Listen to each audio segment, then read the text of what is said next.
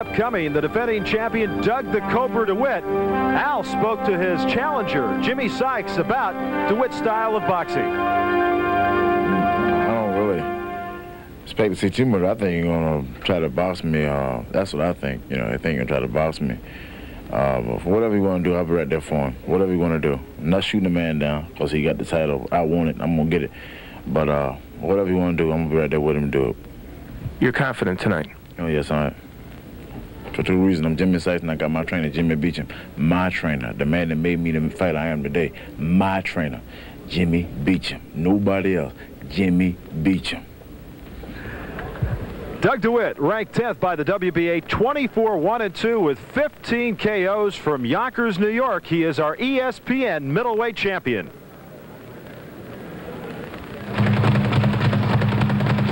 ESPN middleweight champ Doug DeWitt has cracked the WBA top 10 world rankings, and his impressive 12-round win over Mike Tinley to take the ESPN crown helped get him there.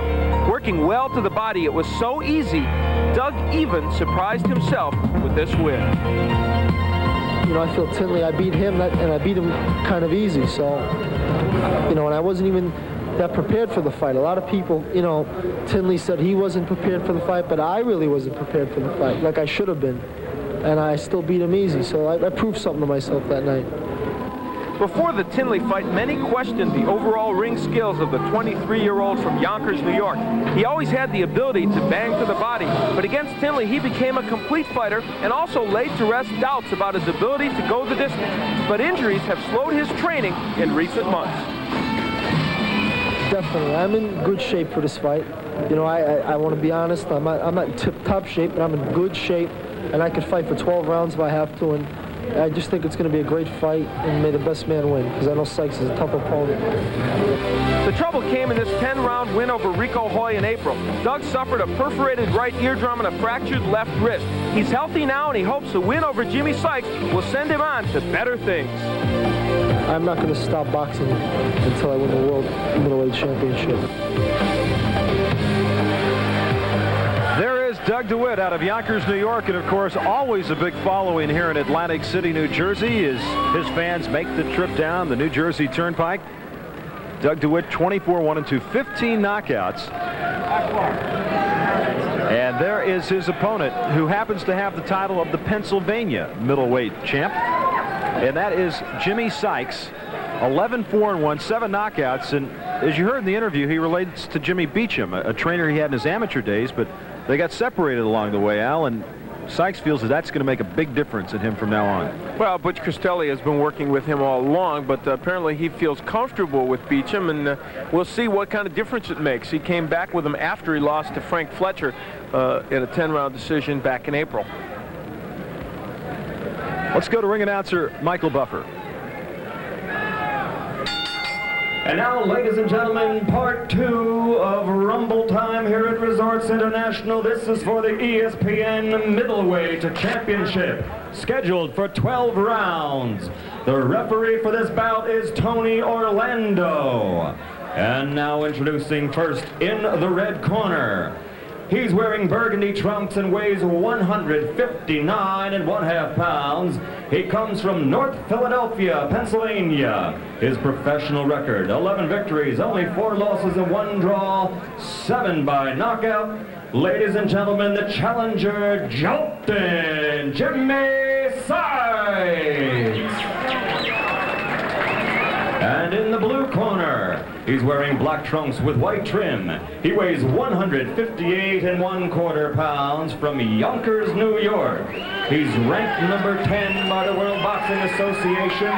His professional record, 24 victories, only 1 loss, 2 by draw. Ladies and gentlemen, the ESPN middleweight champion, Doug Cobra DeWitt.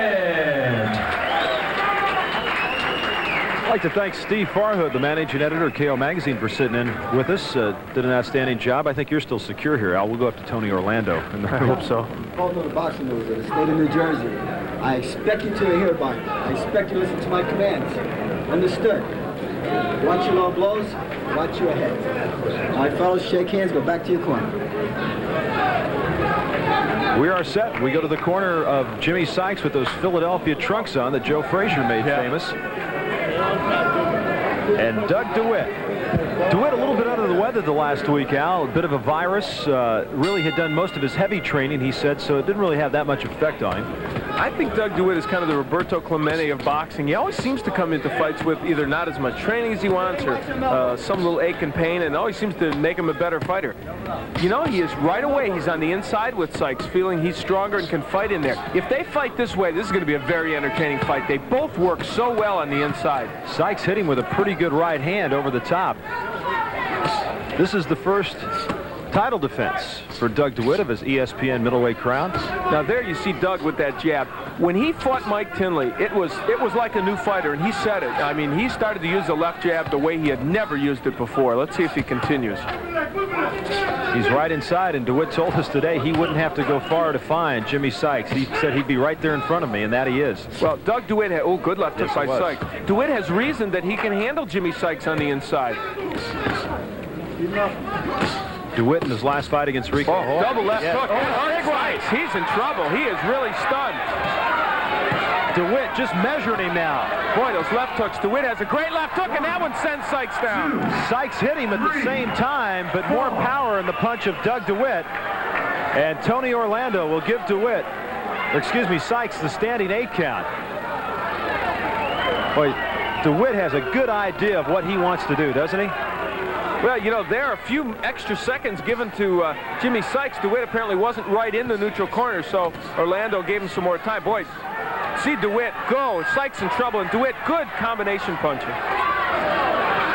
The legs of Jimmy Sykes buckling as he moves around the ring. Now DeWitt just measuring him. Good economy of punches by DeWitt. He's not wasting punches. Goes downstairs and upstairs. And Sykes doesn't fight well going backwards. And Tony Orlando's going to step in and stop it. Wow. Well, I'll tell you, that was a little quick. I think Tony Orlando's an excellent referee, but he stepped in there pretty quickly. So Doug DeWitt, in his first ESPN title defense, uses just over 2 minutes to defeat Jimmy Sykes of Philadelphia. As the ringside physicians in the ring, Sykes is trying to tell him he was okay, but he took some powerful shots. He did.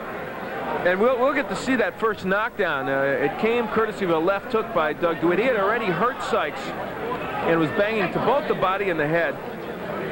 He will land a good left hook. There it is, right on the button. And from another angle, you'll see the leverage that Doug DeWitt gets in his punches. He's really a very good technician in the ring. And there was the left hook. Had a lot behind it, knocked Sykes down. And Sykes did take a lot of punishment after that. And we'll see the end of the fight. And maybe you can be the judge whether you think there might have been a few extra seconds allowed to Jimmy Sykes. Now, he was covering up here. What's Orlando looking for? If he's fighting back or not? That is one of the things. Now, you see right away, though, Sykes had his faculties. So, and I'm loath to criticize Tony Orlando because he's an excellent referee, but here in New Jersey, they stop fights quicker.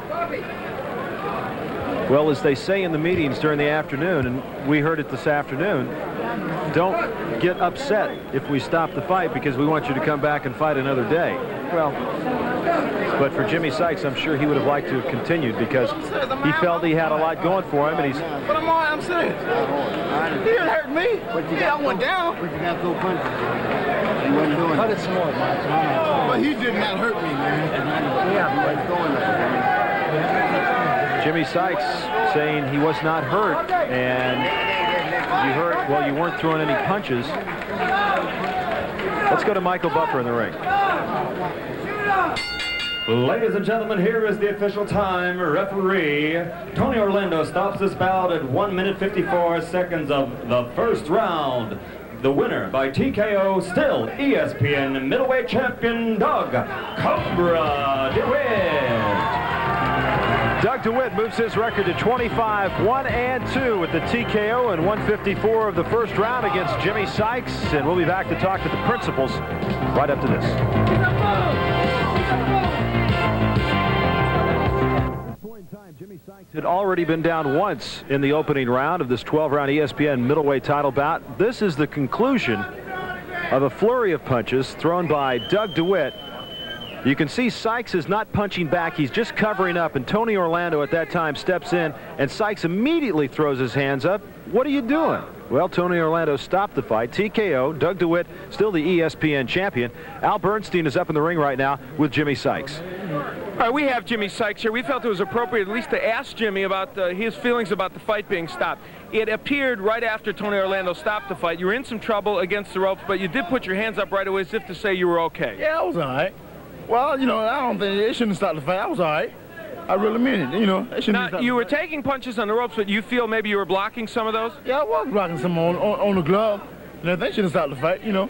Were you hurt when you got knocked down? No, I wasn't hurt. I knew where I was at. I felt myself. I knew where I was at.